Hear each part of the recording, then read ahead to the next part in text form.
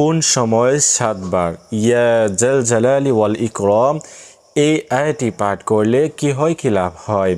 সম্মানিত দিনী ভাই বোনেরা, খুবই গুরুত্বপূর্ণ একটি আয়াত সম্পর্কে আজকে আমি আলোচনা করব। খুব সহজেই আপনাদেরকে আমি শিখিয়ে দেব যে ইয়া জাল জালালি ওয়াল ইকরাম এই আয়াতটি কখন আপনারা পাঠ করবেন, পাঠ করলে কি হবে। সম্মানিত দিনী ভাই বোনেরা, তো যারা এই চ্যানেলে নতুন আসছেন, এখনও পর্যন্ত চ্যানেলটি সাবস্ক্রাইব করেন নাই, অবশ্যই এই চ্যানেলটি সাবস্ক্রাইব করে পাশে থাকবেন। এই চ্যানেলে আরও নতুন নতুন দোয়ার ভিডিও দেওয়া হবে ইনশাআল্লাহ। সম্মানিত দিনী ভাই বোনেরা, আজকে আমি যে আয়াতটি সম্পর্কে আলোচনা করব সেই আয়াতটি হচ্ছে ইয়া জাল জালালি ওয়াল ইকরাম। ইয়া জাল জালালি ওয়াল ইকরাম কোরআন শরীফ থেকে নেওয়া এই আয়াতটি আপনাদেরকে খুব সহি শুদ্ধভাবে সুন্দরভাবে আগে শিখে নিতে হবে, তারপরে আমল করতে হবে। তো আসেন আমরা প্রথমে এই আয়াতটি শিখে নেই। আয়াতটি হচ্ছে ইয়া জাল জালালি ওয়াল ইকরাম। ইয়া জাল জালালি ওয়াল ইকরাম। ইয়া জাল জালালি ওয়াল ইকরাম। এই আয়াতটি আপনাদেরকে খুব সুন্দরভাবে সহি শুদ্ধভাবে শিখে নিতে হবে। এখন কথা হচ্ছে আপনাদেরকে এই আমলটি কিভাবে করতে হবে, কোন সময় করবেন, কখন করবেন, এবং এভাবে করলে যে কাজ হবে ওইভাবে আপনাদেরকে শিখিয়ে দেব। তো এই জন্য আপনাদেরকে প্রথমে পবিত্রতা অর্জন করতে হবে। পবিত্র হয়ে পবিত্র স্থানে বসে প্রথমে 3 বার ইস্তিগফার পাঠ করবেন।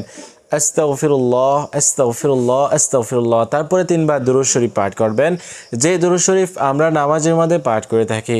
আল্লাহুম্মা সাল্লি আলা মুহাম্মাদ ওয়া আলা আলি মুহাম্মাদ কামা সাল্লাইতা আলা ইব্রাহিম ওয়া আলা আলি ইব্রাহিম ইন্নাকা হামিদুম মাজিদ। اللهم بارك على محمد وعلى آل محمد كما باركت على إبراهيم وعلى آل إبراهيم إنك حميد مجيد। তো এই যে দুরূদ শরীফ পাঠ করেছি, এই দুরূদ শরীফ আপনাদেরকে পাঠ করতে হবে 3 বার। হ্যাঁ, অনেকে হয়তো এই দুরূদ শরীফ পারেন না, তারা শুধুমাত্র সাল্লাল্লাহু আলাইহি ওয়াসাল্লাম পাঠ করবেন। সাল্লাল্লাহু আলাইহি ওয়াসাল্লাম সাল্লাল্লাহু আলাইহি ওয়াসাল্লাম।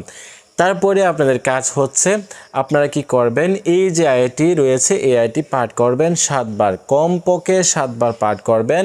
হ্যাঁ, আপনাদেরকে এই আমলটি কখন করতে হবে, কোন সময়, ওই সময়টা হচ্ছে আসরের নামাজের আগে।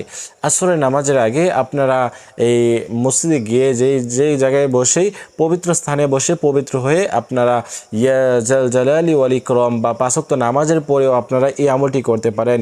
ইয়া জাল জালালি ওয়াল ইকরাম পাঠ করবেন। পাঠ করে আপনি 2 হাত তুলে আল্লাহ তাআলার কাছে দোয়া করবেন। আল্লাহ তাআলা আপনাদের দোয়া কবুল করে নেবেন, আপনাদের মনের আশা পূরণ করবেন।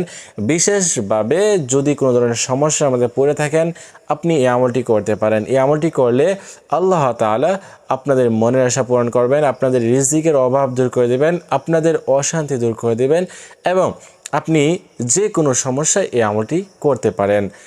আল্লাহ তাআলার উপর বিশ্বাস রেখে, একিনও বিশ্বাস রেখে যদি আপনারা এই আমলটি করেন, ইনশাআল্লাহ কাজ হবে। তো আজকের মতো এই পর্যন্তই। আল্লাহ হাফেজ।